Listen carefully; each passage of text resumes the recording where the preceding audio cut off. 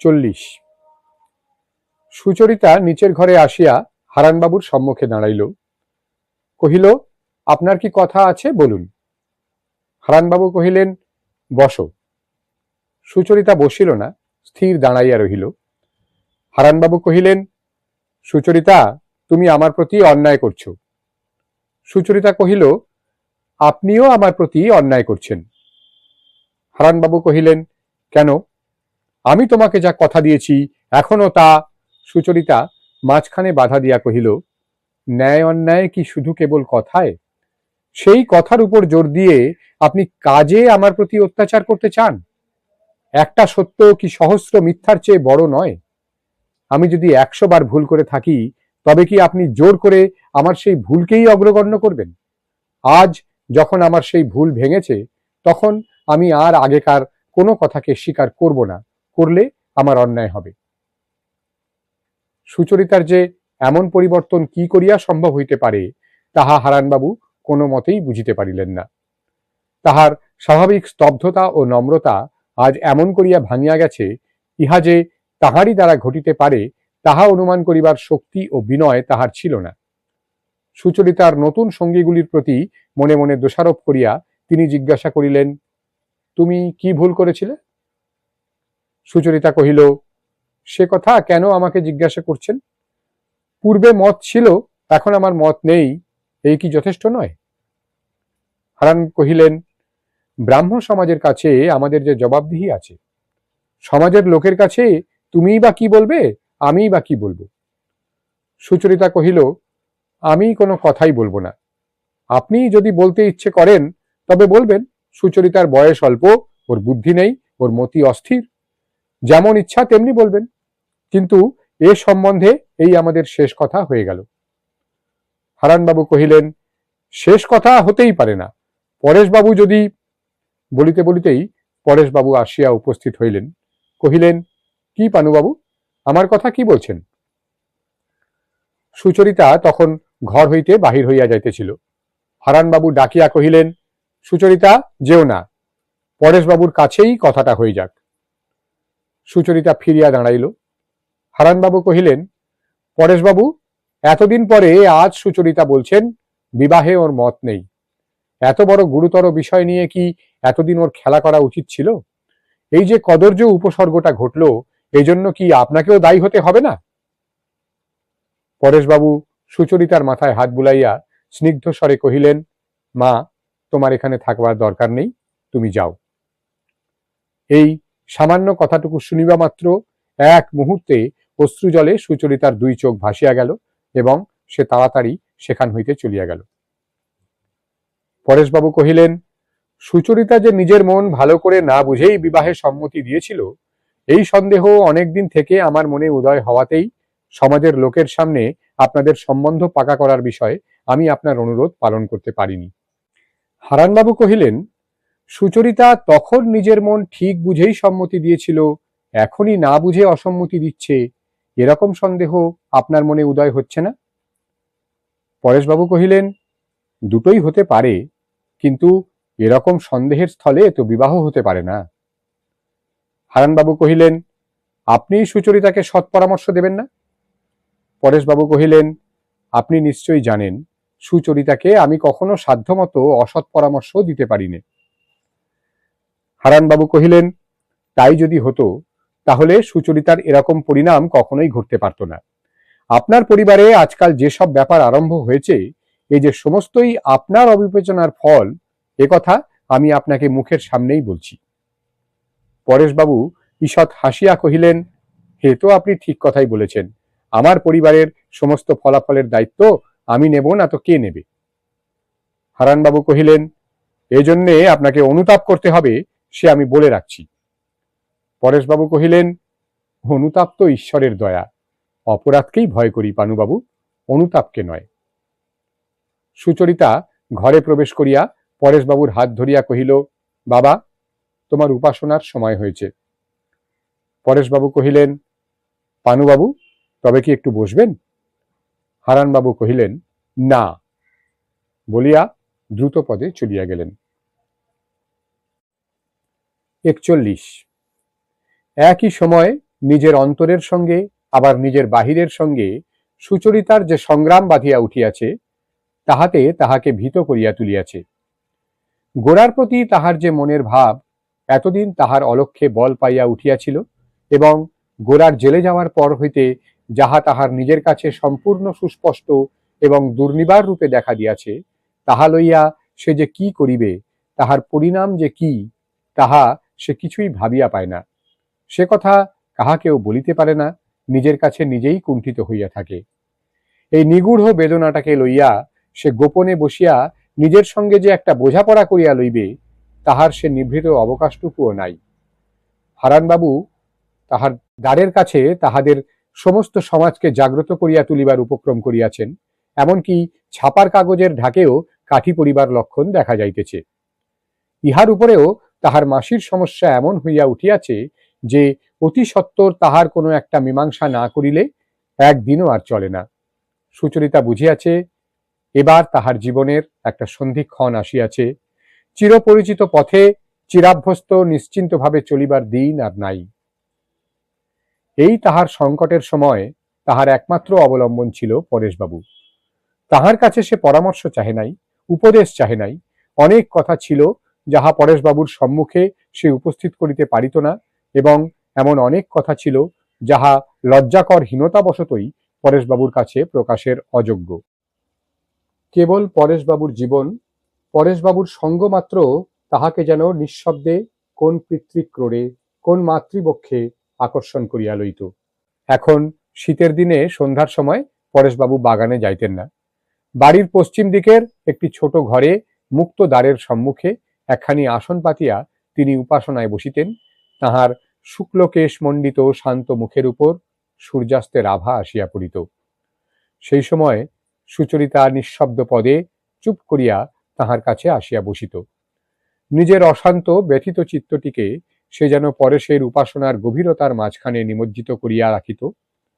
আজকাল উপাসনান্তে প্রায়ই পরেশ দেখিতে পাইতেন তাহার এই কন্যাটি, এই ছাত্রীটি স্তব্ধ হইয়া তাহার কাছে বসিয়া আছে।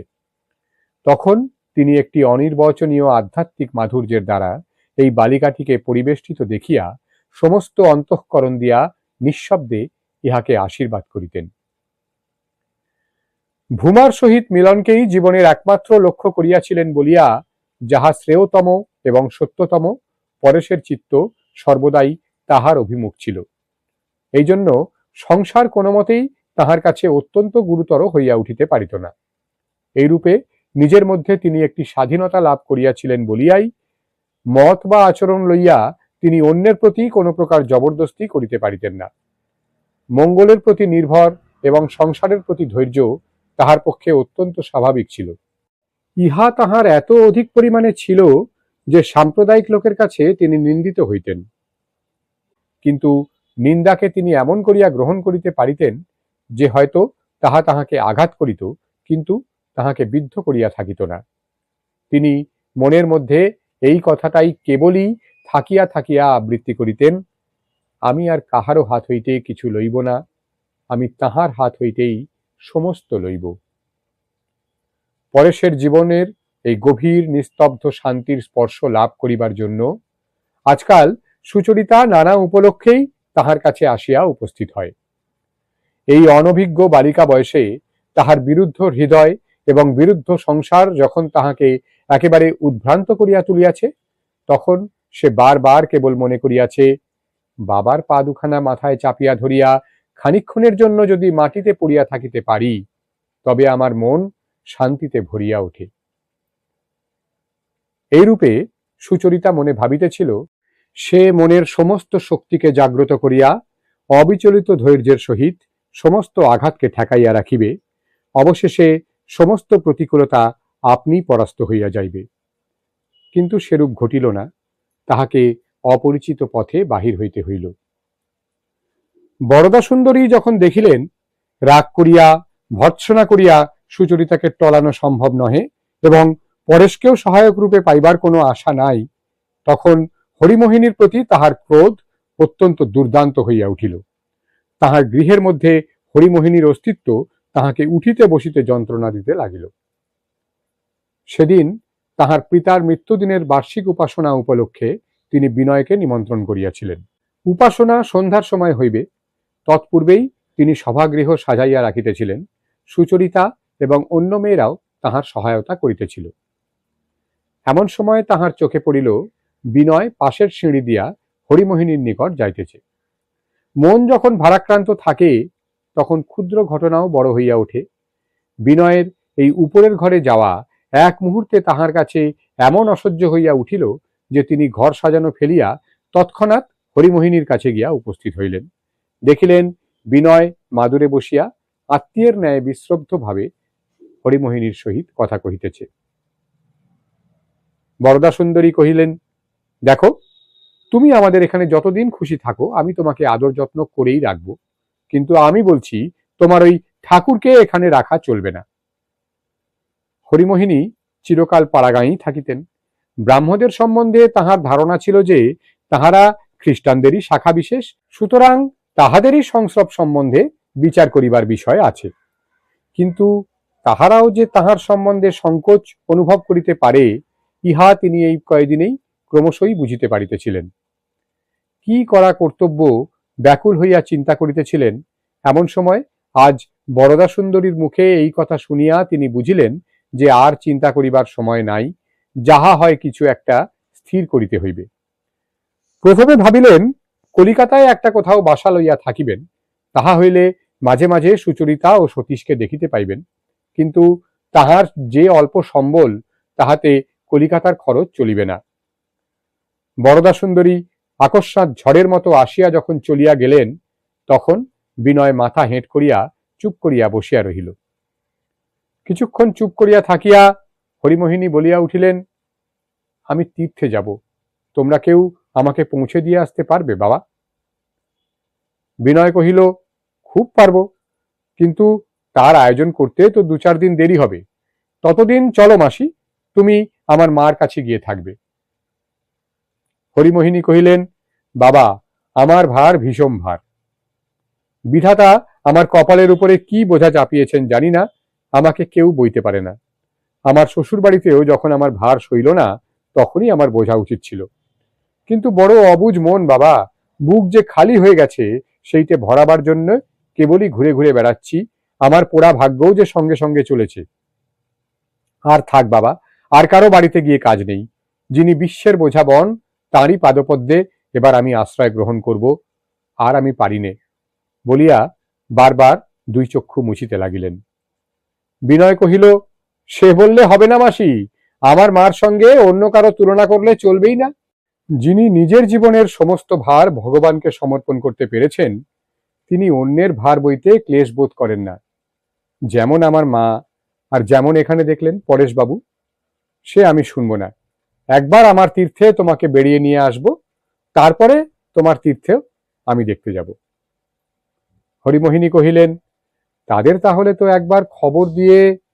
বিনয় কহিল, আমরা গেলেই মা খবর পাবেন, সেইটাই হবে পাকা খবর। হরিমোহিনী কহিলেন, তাহলে কাল সকালে। বিনয় কহিল, দরকার কি, আজ রাত্রেই গেলেই হবে। সন্ধ্যার সময় সুচরিতা আসিয়া কহিল, বিনয়বাবু, মা আপনাকে ডাকতে পাঠালেন, উপাসনার সময় হয়েছে। বিনয় কহিল, মাসির সঙ্গে কথা আছে, আজ আমি যেতে পারবো না। আসল কথা, বিনয় আজ বরদা সুন্দরীর উপাসনার নিমন্ত্রণ কোনো মতে স্বীকার করিতে পারিল না। তাহার মনে হইল সমস্তই বিড়ম্বনা। হরিমোহিনী ব্যস্ত সমস্ত হইয়া কহিলেন, বাবা বিনয়, যাও তুমি, আমার সঙ্গে কথাবার্তা সে পরে হবে, তোমাদের কাজকর্ম আগে হয়ে যাক, তারপরে তুমি এসো। সুচরিতা কহিল, আপনি এলে কিন্তু ভালো হয়। বিনয় বুঝিল সে সভাক্ষেত্রে না গেলে এই পরিবারে যে বিপ্লবের সূত্রপাত হইয়াছে তাহাকে কিছু পরিমাণে আরো অগ্রসর করিয়া দেওয়া হইবে। এই জন্য সে উপাসনাস্থলে গেল, কিন্তু তাহাতেও সম্পূর্ণ ফললাভ হইল না। উপাসনার পর আহার ছিল। বিনয় কহিল, আজ আমার ক্ষুধা নেই। বরদা সুন্দরী কহিলেন, ক্ষুধার অপরাধ নেই, আপনি তো ওপরেই খাওয়া সেরে এসেছেন। বিনয় হাসিয়া কহিল, হ্যাঁ, লোভী লোকের এইরকম দশাই ঘটে, উপস্থিতের প্রলোভনে ভবিষ্যৎ খুইয়ে বসে। এই বলিয়া বিনয় প্রস্থানের উদ্যোগ করিল। বরদা সুন্দরী জিজ্ঞাসা করিলেন, উপরে যাচ্ছেন বুঝি? বিনয় সংক্ষেপে কেবল হাঁ বলিয়া বাহির হইয়া গেল। দ্বারের কাছে সুচরিতা ছিল, তাহাকে মৃদু স্বরে কহিল, দিদি, একবার মাসির কাছে যাবেন, বিশেষ কথা আছে। ললিতা আতিথ্যে নিযুক্ত ছিল।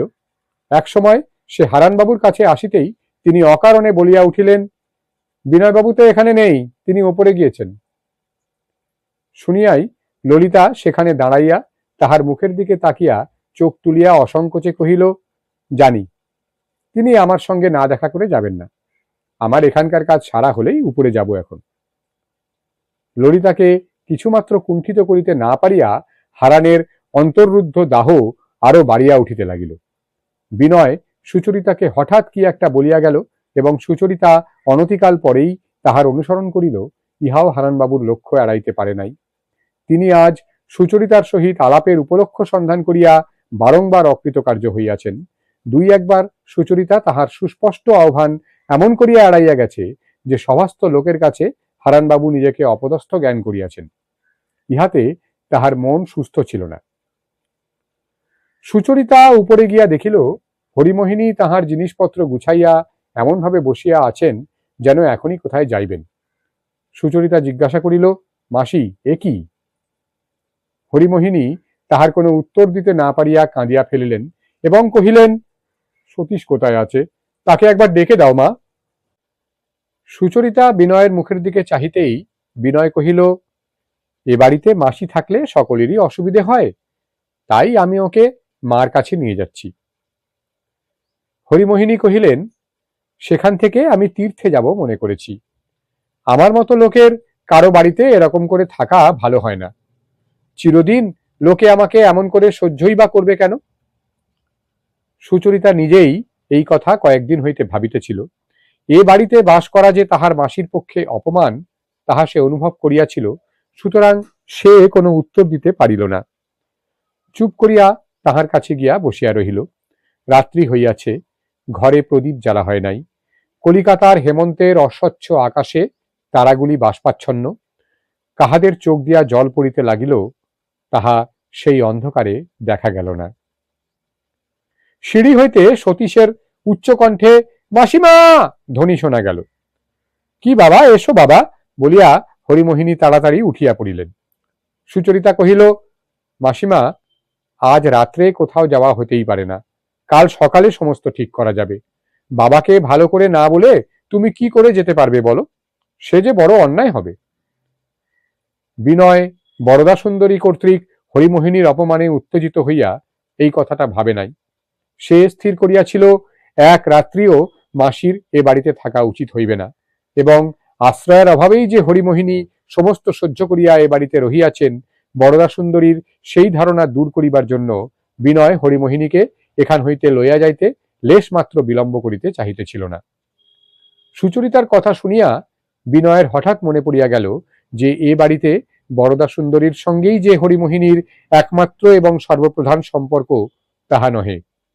যে ব্যক্তি অপমান করিয়াছে তাহাকেই বড় করিয়া দেখিতে হইবে, আর যে লোক উদারভাবে আত্মীয়ের মতো আশ্রয় দিয়াছে তাহাকে ভুলিয়া যাইতে হইবে, এ তো ঠিক নহে। বিনয় বলিয়া উঠিল, সে ঠিক কথা, পরেশবাবুকে না জানিয়ে কোনো মতেই যাওয়া যায় না। সতীশ আসিয়াই কহিল, মাসিমা জানো, রাশিয়ানরা ভারতবর্ষ আক্রমণ করতে আসছে, ভারী মজা হবে। বিনয় জিজ্ঞাসা করিল, তুমি কার দলে? সতীশ কহিল, আমি রাশিয়ানের দলে। বিনয় বলিল, তাহলে রাশিয়ানের আর ভাবনা নাই। এই রূপে সতীশ মাসিমার সভা জমাইয়া তুলিতেই সুচরিতা আস্তে আস্তে সেখান হইতে উঠিয়া নিচে চলিয়া গেল। সুচরিতা জানিত, শুইতে যাইবার পূর্বে পরেশবাবু তাহার কোনো একটি প্রিয় বই খানিকটা করিয়া পড়িতেন। কতদিন এইরূপ সময় সুচরিতা তাহার কাছে আসিয়া বসিয়াছে এবং সুচরিতার অনুরোধে পরেশবাবু তাহাকেও পড়িয়া শুনাইয়াছেন। আজও তাহার নির্জন ঘরে পরেশবাবু আলোটি জ্বালাইয়া এমারসনের গ্রন্থ পড়িতেছিলেন। সুচরিতা ধীরে ধীরে তাহার পাশে চৌকি টানিয়া বসিল। পরেশবাবু বইখানা রাখিয়া একবার তাহার মুখের দিকে চাহিলেন। সুচরিতার সংকল্প ভঙ্গ হইল। সে সংসারের কোনো কথাই তুলিতে পারিল না। কহিল, বাবা, আমাকে পড়ে শোনাও। পরেশবাবু তাহাকে পড়িয়া বুঝাইয়া দিতে লাগিলেন। রাত্রি 10টা বাজিয়া গেলে পড়া শেষ হইল। তখনও সুচরিতা নিদ্রার পূর্বে পরেশবাবু মনে কোনো প্রকার ক্ষোভ পাছে জন্মে এই জন্য কোনো কথা না বলিয়া ধীরে ধীরে চলিয়া যাইতেছিল। পরেশবাবু তাহাকে স্নেহস্বরে ডাকিলেন, রাধে। সে তখন ফিরিয়া আসিল। পরেশবাবু কহিলেন, তুমি তোমার মাসির কথা আমাকে বলতে এসেছিলে? পরেশবাবু তাহার মনের কথা জানিতে পারিয়েছেন জানিয়া সুচরিতা বিস্মিত হইয়া বলিল, হ্যাঁ বাবা, কিন্তু আজ থাক, কাল সকালে কথা হবে। পরেশবাবু কহিলেন, বসো। সুচরিতা বসিলে তিনি কহিলেন, তোমার মাসির এখানে কষ্ট হচ্ছে সে কথা আমি চিন্তা করেছি। তার ধর্মবিশ্বাস ও আচরণ লাবণ্যর মার সংস্কারে যে এত বেশি আঘাত দেবে তা আমি আগে ঠিক জানতে পারিনি। যখন দেখছি তাকে পীড়া দিচ্ছে, তখন এ বাড়িতে তোমার মাসিকে রাখলে তিনি সংকুচিত হয়ে থাকবেন। সুচরিতা কহিল, আমার মাসি এখান থেকে যাবার জন্যই প্রস্তুত হয়েছেন। পরেশবাবু কহিলেন, আমি জানতুম যে তিনি যাবেন। তোমরা দুজনেই তার একমাত্র আত্মীয়, তোমরা তাকে এমন অনাথার মতো বিদায় দিতে পারবে না সেও আমি জানি। তাই আমি এ কয়দিন এ সম্বন্ধে ভাবছিলুম।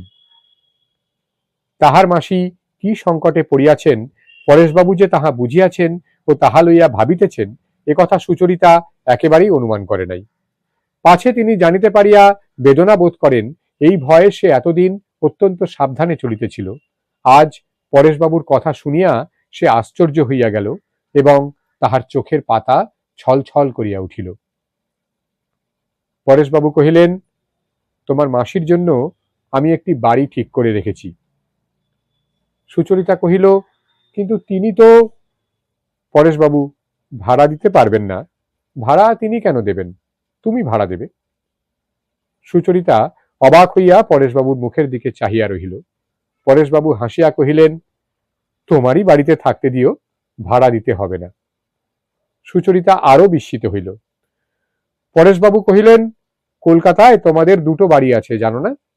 একটি তোমার, একটি সতীশের। মৃত্যুর সময় তোমার বাবা আমার হাতে কিছু টাকা দিয়ে যান। আমি তাই খাটিয়ে বাড়িয়ে তুলে কলকাতায় দুটো বাড়ি কিনেছি। এতদিন তার ভাড়া পাচ্ছিলুম, তাও জমছিল। তোমার বাড়ির ভাড়াটে অল্পদিন হলো উঠেও গেছে। সেখানে তোমার মাসির থাকবার কোনো অসুবিধা হবে না। সুচরিতা কহিল, সেখানে তিনি কি একলা থাকতে পারবেন? পরেশবাবু কহিলেন, তোমরা তার আপনার লোক থাকতে তাকে একলা থাকতে হবে কেন? সুচরিতা কহিল, সেই কথাই তোমাকে বলবার জন্য আজ এসেছিলুম। মাসি চলে যাবার জন্য প্রস্তুত হয়েছেন। আমি ভাবছিলুম আমি একলা কি করে তাকে যেতে দেব। তাই তোমার উপদেশ নেব বলে এসেছি। তুমি যা বলবে আমি তাই করব। পরেশবাবু কহিলেন, আমাদের বাসার গায়েই এই যে গলি, এই গলির দুটো তিনটে বাড়ি পরেই তোমার বাড়ি। ওই বারান্দায় দাঁড়ালে সে বাড়ি দেখা যায়। সেখানে তোমরা থাকলে নিতান্ত অরক্ষিত অবস্থায় থাকতে হবে না। আমি তোমাদের দেখতে শুনতে পারবো। সুচরিতার বুকের ওপর হইতে একটা মস্ত পাথর নামিয়া গেল। বাবাকে ছাড়িয়া কেমন করে যাইব এই চিন্তার সে কোনো অবধি পাইতেছিল না, কিন্তু যাইতেই হইবে ইহাও তাহার কাছে নিশ্চিত হইয়া উঠিয়াছিল। সুচরিতা আবেগ পরিপূর্ণ হৃদয় লইয়া চুপ করিয়া পরেশবাবুর কাছে বসিয়া রহিল। পরেশবাবুও স্তব্ধ হইয়া নিজের অন্তঃকরণের মধ্যে নিজেকে গভীরভাবে নিহিত করিয়া বসিয়া রহিলেন। সুচরিতা শিষ্যা, তাহার কন্যা, তাহার সুহৃদ। সে তাহার জীবনের, এমনকি তাহার ঈশ্বর উপাসনার সঙ্গেও জড়িত হইয়া গিয়াছিল। যেদিন সে নিঃশব্দে আসিত, তাহার উপাসনার সহিত যোগ দিত, সেদিন তাহার উপাসনা যেন বিশেষ পূর্ণতা লাভ করিত। প্রতিদিন সুচরিতার জীবনকে মঙ্গলপূর্ণ স্নেহের দ্বারা গড়িতে গড়িতে তিনি নিজের জীবনকে একটি বিশেষ পরিণতি দান করিতেছিলেন। সুচরিতা যেমন ভক্তি তেমনি একান্ত নম্রতার সহিত তাহার কাছে আসিয়া দাঁড়াইয়াছিল, এমন করিয়া আর কেহ তাহার কাছে আসে নাই। ফুল যেমন করিয়া আকাশের দিকে তাকায়, সে তেমনি করিয়া তাহার দিকে তাহার সমস্ত প্রকৃতিকে উন্মুখ এবং উদ্ঘাটিত করিয়া দিয়াছিল। এমন একাগ্রভাবে কেহ কাছে আসিলে মানুষের দান করিবার শক্তি আপনি বাড়িয়া যায়। অন্তঃকরণ জলভার নম্র মেঘের মতো পরিপূর্ণতার দ্বারা নত হইয়া পড়ে। নিজের যাহা কিছু সত্য, যাহা কিছু শ্রেষ্ঠ, তাহা কোনো অনুকূল চিত্তের নিকট প্রতিদিন দান করিবার সুযোগের মতন এমন শুভ যোগ মানুষের কাছে আর কিছু হইতেই পারে না। সেই দুর্লভ সুযোগ সুচরিতা পরেশকে দিয়াছিল। এজন্য সুচরিতার সঙ্গে তাহার সম্বন্ধ অত্যন্ত গভীর হইয়াছিল। আজ সেই সুচরিতার সঙ্গে তাহার বাহ্য সম্পর্ক বিচ্ছিন্ন করিবার সময় উপস্থিত হইয়াছে। ফলকে নিজের জীবন রসে পরিপক্ব করিয়া তুলিয়া তাহার নিজের নিকট হইতে মুক্ত করিয়া দিতে হইবে। এজন্য তিনি মনের মধ্যে যে বেদনা অনুভব করিতেছিলেন, সেই নিগূঢ় বেদনাটিকে তিনি অন্তর্যামীর নিকট নিবেদন করিয়া দিতেছিলেন। সুচরিতার পাথেও সঞ্চয় হইয়াছে। এখন নিজের শক্তিতে প্রশস্ত পথে সুখে দুঃখে আঘাতে প্রতিঘাতে নূতন অভিজ্ঞতা লাভের দিকে যে তাহার আহ্বান আসিয়াছে, তাহার আয়োজন কিছুদিন হইতেই পরেশ লক্ষ্য করিতেছিলেন। তিনি মনে মনে বলিতেছিলেন, বৎসে, যাত্রা করো। তোমার চিরজীবন যে কেবল আমার বুদ্ধি এবং আমার আশ্রয়ের দ্বারাই আচ্ছন্ন করিয়া রাখিব, এমন কখনোই হইতে পারিবে না। ঈশ্বর আমার নিকট হইতে তোমাকে মুক্ত করিয়া বিচিত্রের ভিতর দিয়া তোমাকে চরম পরিণামে আকর্ষণ করিয়া লইয়া যান, তাহার মধ্যে তোমার জীবন সার্থক হউক। এই বলিয়া আশৈশব স্নেহপালিত সুচরিতাকে তিনি মনের মধ্যে নিজের দিক হইতে ঈশ্বরের দিকে পবিত্র উৎসর্গ সামগ্রীর মতো তুলিয়া ধরিতেছিলেন। পরেশ বরদা সুন্দরীর প্রতি রাগ করেন নাই। নিজের সংসারের প্রতি মনকে কোনো প্রকার বিরোধ অনুভব করিতে প্রশ্রয় দেন নাই। তিনি জানিতেন, সংকীর্ণ উপকূলের মাঝখানে নূতন বর্ষণের জলরাশি হঠাৎ আসিয়া পড়িলে অত্যন্ত একটা ক্ষোভের সৃষ্টি হয়। তাহার একমাত্র প্রতিকার তাহাকে প্রশস্ত ক্ষেত্রে মুক্ত করিয়া দেওয়া। তিনি জানিতেন, অল্প দিনের মধ্যে সুচরিতাকে আশ্রয় করিয়া এই ছোট পরিবারটির মধ্যে যে সকল অপ্রত্যাশিত সমাবেশ ঘটিয়াছে, যাহা এখানকার বাঁধা সংস্কারকে পীড়িত করিতেছে, তাহাকে এখানে ধরিয়া রাখিবার চেষ্টা না করিয়া মুক্তিদান করিলেই তবেই স্বভাবের সহিত সামঞ্জস্য ঘটিতে পারে, নীরবে তাহারই আয়োজন করিতেছিলেন। দুইজনে কিছুক্ষণ চুপ করিয়া বসিয়া থাকিতে থাকিতে ঘড়িতে 11টা বাজিয়া গেল। তখন পরেশবাবু উঠিয়া দাঁড়াইয়া সুচরিতার হাত ধরিয়া তাহাকে গাড়ি বারান্দার ছাদে লইয়া গেলেন। সন্ধ্যাকাশের বাষ্প কাটিয়া গিয়া তখন নির্মল অন্ধকারের মধ্যে তারাগুলি দীপ্তি পাইতেছিল। সুচরিতাকে পাশে লইয়া পরেশ সেই নিস্তব্ধ রাত্রে প্রার্থনা করিলেন, সংসারের সমস্ত অসত্য কাটিয়া পরিপূর্ণ সত্য আমাদের জীবনের মাঝখান হইতে নির্মল মূর্তিতে উদ্ভাসিত হইয়া উঠুন। 42। পরদিন প্রাতে হরিমোহিনী ভূমিষ্ঠ হইয়া পরেশকে প্রণাম করিতেই তিনি ব্যস্ত হইয়া সরিয়া গিয়া কহিলেন, করেন কি? হরিমোহিনী অশ্রুনেত্রে কহিলেন, তোমাদের ঋণ আমি কোনো জন্মে শোধ করতে পারবো না। আমার মতো এত বড় নিরুপায়ের তুমি উপায় করে দিয়েছ, যে তুমি ভিন্ন আর কেহ করতে পারত না। ইচ্ছা করলেও আমার ভালো কেউ করতে পারে না, এ আমি দেখেছি। তোমার উপর ভগবানের খুব অনুগ্রহ আছে, তাই তুমি আমার মতো লোকের উপরেও অনুগ্রহ করতে পেরেছ। পরেশবাবু অত্যন্ত সংকুচিত হইয়া উঠিলেন, কহিলেন, আমি বিশেষ কিছুই করিনি, এ সমস্ত রাধারানী। হরিমোহিনী বাধা দিয়া কহিলেন, জানি জানি, কিন্তু রাধারানী যে তোমার, ও যা করে সে যে তোমারই করা। ওর যখন মা গেল, ওর বাপও রইল না, তখন ভেবেছিলুম মেয়েটা বড় দুর্ভাগিনী।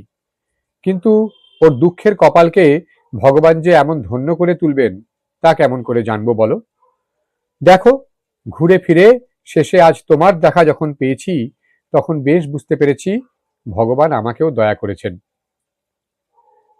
মাসি, মা এসেছেন তোমাকে নেবার জন্যে, বলিয়া বিনয় আসিয়া উপস্থিত হইল। সুচরিতা উঠিয়া পড়িয়া ব্যস্ত হইয়া কহিল, কোথায় তিনি? বিনয় কহিল, নিচে আপনার মার কাছে বসে আছেন। সুচরিতা তাড়াতাড়ি নিচে চলিয়া গেল। পরেশবাবু হরিমোহিনীকে কহিলেন, আমি আপনার বাড়িতে জিনিসপত্র সমস্ত গুছিয়ে দিয়ে আসিগে। পরেশবাবু চলিয়া গেলে বিস্মিত বিনয় কহিল, মাসি, তোমার বাড়ির কথা তো জানতুম না। হরিমোহিনী কহিলেন, আমিও যে জানতুম না বাবা, জানতেন কেবল পরেশবাবু। আমাদের রাধারানীর বাড়ি। বিনয় সমস্ত বিবরণ শুনিয়া কহিল, ভেবেছিলুম পৃথিবীতে বিনয়ে একজন কারো একটা কোনো কাজে লাগবে, তাও ফসকে গেল। এ পর্যন্ত মায়ের তো কিছুই করতে পারিনি, যা করবার সে তিনিই আমার করেন। মাসিরও কিছু করতে পারবো না, তার কাছ থেকেই আদায় করব। আমার ওই নেবারই কপাল, দেবার নয়। কিছুক্ষণ পরে ললিতা ও সুচরিতার সঙ্গে আনন্দময়ী আসিয়া উপস্থিত হইলেন। হরিমোহিনী অগ্রসর হইয়া গিয়া কহিলেন, ভগবান যখন দয়া করেন তখন আর কৃপণতা করেন না। দিদি, তোমাকেও আজ পেলুম, বলিয়া হাত ধরিয়া তাহাকে আনিয়া মাদুরের পরে বসাইলেন। হরিমোহিনী কহিলেন, দিদি, তোমার কথা ছাড়া বিনয়ের মুখে আর কোনো কথা নেই। আনন্দময়ী হাসিয়া কহিলেন, ছেলেবেলা থেকেই ওর ওই এক রোগ, যে কথা ধরে সে কথা শীঘ্র ছাড়ে না। শীঘ্রই মাসির পালাও শুরু হবে। বিনয় কহিল, তা হবে সে আমি আগে থাকতেই বলে রাখছি। আমার অনেক বয়সের মাসি, নিজে সংগ্রহ করেছি। এতদিন যে বঞ্চিত ছিলুম, নানা রকম করে সেটা পুষিয়ে নিতে হবে তো।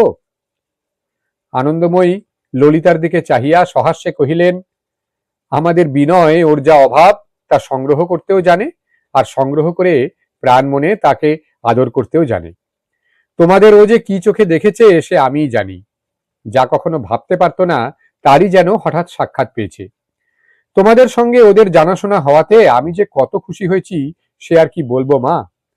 তোমাদের এই ঘরে যে এমন করে বিনয়ের মন বসেছে তাতে ওর ভারী উপকার হয়েছে। সে কথা ও খুব বোঝে, আর স্বীকার করতেও ছাড়ে না। ললিতা একটা কিছু উত্তর করিবার চেষ্টা করিয়াও কথা খুঁজিয়া পাইল না, তাহার মুখ লাল হইয়া উঠিল। সুচরিতা ললিতার বিপদ দেখিয়া কহিল, সকল মানুষের ভিতরকার ভালোটি বিনয়বাবু দেখতে পান, এই জন্যই সকল মানুষের যেটুকু ভালো সেইটুকু ওর ভোগে আসে। সে অনেকটা ওরই গুণ। বিনয় কহিল, মা, তুমি বিনয়কে যত বড় আলোচনার বিষয় বলে ঠিক করে রেখেছ সংসারে, তার তত বড় গৌরব নেই। এ কথাটা তোমাকে বোঝাবো মনে করি, নিতান্ত অহংকার বশতই পারিনে, কিন্তু আর চলল না। মা, আর নয়, বিনয়ের কথা আজ এই পর্যন্ত। এমন সময় সতীশ তাহার অচিরজাত কুকুর শাবকটাকে বুকে চাপিয়া ধরিয়া লাফাইতে লাফাইতে আসিয়া উপস্থিত হইল। হরিমোহিনী ব্যস্ত সমস্ত হইয়া বলিয়া উঠিলেন, বাবা সতীশ, লক্ষ্মী বাপ আমার, ও কুকুরটাকে নিয়ে যাও বাবা। সতীশ কহিল, ও কিছু করবে না মাসি, ও তোমার ঘরে যাবে না, তুমি ওকে একটু আদর করো, ও কিচ্ছু বলবে না। হরিমোহিনী সরিয়া গিয়া কহিলেন, না বাবা না, ওকে নিয়ে যাও। তখন আনন্দময়ী কুকুর শুদ্ধ সতীশকে নিজের কাছে টানিয়া লইলেন। কুকুরকে কোলের উপর লইয়া সতীশকে জিজ্ঞাসা করিলেন, তুমি সতীশ না, আমাদের বিনয়ের বন্ধু? বিনয়ের বন্ধু বলিয়া নিজের পরিচয়কে সতীশ কিছুই অসঙ্গত মনে করিত না, সুতরাং সে অসংকোচে বলিল, হ্যাঁ, বলিয়া আনন্দময়ীর মুখের দিকে চাহিয়া রহিল। আনন্দময়ী কহিলেন, আমি যে বিনয়ের মা হই। কুকুর শাবক আনন্দময়ীর হাতের বালা চর্বণ করিবার চেষ্টা করিয়া আত্মবিনোদনে প্রবৃত্ত হইল। সুচরিতা কহিল, বক্তিয়ার, মাকে প্রণাম কর। সতীশ লজ্জিত ভাবে কোনো মতে প্রণামটা সারিয়া লইল। এমন সময় বরদা সুন্দরী উপরে আসিয়া হরিমোহিনীর দিকে দৃকপাত মাত্র না করিয়া আনন্দময়ীকে জিজ্ঞাসা করিলেন, আপনি কি আমাদের এখানে কিছু খাবেন? আনন্দময়ী কহিলেন, খাওয়া ছোঁয়া নিয়ে আমি কিছু বাজবিচার করি নে, কিন্তু আজকে থাক, গোরা ফিরে আসুক, তারপরে খাবো। আনন্দময়ী গোরার অসাক্ষাতে গোরার অপ্রিয় কোনো আচরণ করিতে পারিলেন না। বরদা সুন্দরী বিনয়ের দিকে তাকাইয়া কহিলেন, এই যে বিনয়বাবু এখানে, আমি বলি আপনি আসেননি বুঝি? বিনয় তৎক্ষণাৎ বলিল, আমি যে এসেছি সে বুঝি আপনাকে না জানিয়ে যাব ভেবেছেন? বরদা সুন্দরী কহিলেন, কাল তো নিমন্ত্রণের খাওয়া ফাঁকি দিয়েছেন, আজ না হয় বিনা নিমন্ত্রণের খাওয়া খাবেন। বিনয় কহিল, সেইটাতেই আমার লোভ বেশি, মাইনের চেয়ে উপরি পাওনার টান বড়। হরিমোহিনী মনে মনে বিস্মিত হইলেন। বিনয় এ বাড়িতে খাওয়া দাওয়া করে, আনন্দময়ীও বাজবিচার করেন না, ইহাতে তাহার মন প্রসন্ন হইল না। বরদা সুন্দরী চলিয়া গেলে হরিমোহিনী সসংকোচে জিজ্ঞাসা করিলেন, দিদি, তোমার স্বামী কি?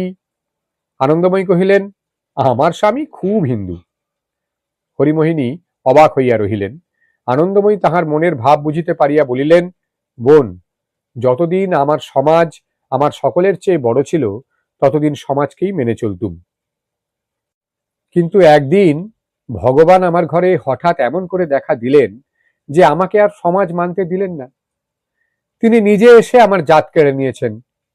তখন আমি আর কাকে ভয় করি? হরিমোহিনী এই কৈফিয়তের অর্থ বুঝিতে না পারিয়া কহিলেন, তোমার স্বামী? আনন্দময়ী কহিলেন, আমার স্বামী রাগ করেন। হরিমোহিনী, ছেলেরা? আনন্দময়ী, ছেলেরাও খুশি নয়, কিন্তু তাদের খুশি করেই কি বাঁচব? বোন, আমার এ কথা কাউকে বোঝাবার নয়, যিনি সব জানেন তিনিই বুঝবেন। বলিয়া আনন্দময়ী হাত জোড় করিয়া প্রণাম করিলেন। হরিমোহিনী ভাবিলেন হয়তো কোনো মিশনারির মেয়ে আসিয়া আনন্দময়ীকে খ্রিস্টানি ভজাইয়া গেছে। তাহার মনের মধ্যে একটা অত্যন্ত সংকোচ উপস্থিত হইল।